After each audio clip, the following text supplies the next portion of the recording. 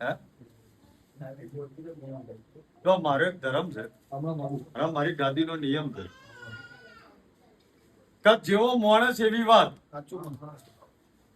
બરોબર. અમુક માણસ એવા હોય કે માના દર્શન કરીને જતા હોય એટલે દર્શન એનું દુઃખ દૂર થઈ જાય. અમુક એવી ટેવ હોય કે પૂછવું જ છે માતાજીને એટલે અમુક પૂછે તો એનો ઉત્તર મળે. પણ મારો ધર્મ એવું કે છે કે કોક દેવને કોક માતાને પૂછાય ત્યારે જ, કારણ કે એના મુખમાંથી અમૃત નેકર છે ઝેર નેકર છે તમને ખબર હોય નહીં. બરોબર છે. એટલે એ જે વેણ નીકળે એ વેણનો વટાવ કરવાની આપણામાં તાકાત હોય તો જ કોઈ દેવને પૂછાય. મારું ગતિ આવી છે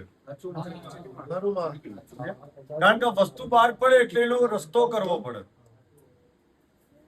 અને જ્યાં સુધી તકલીફ ના હોય તો હું એવું માનું કોઈ માતા મહાદેવને પૂછાય નહીં તકલીફ ના હોય તો.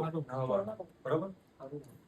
દુઃખી તો આખું જગત છે પણ જેટલા દુઃખી હોય એ બધું જરૂરી નહીં કે દેવની જ તકલીફ હોય. હે કર્મની પીડા અમુક ભોગવતા હોય ના ભોગવતા હોય. હે અમુક જણા લઈ ગયા માતાજી પગ દુખે છે તો પગ તો દુખે લે ઉંમર હોય તો ના દુખે એમાં માતાજી ભાઈ તમારે શું કરે?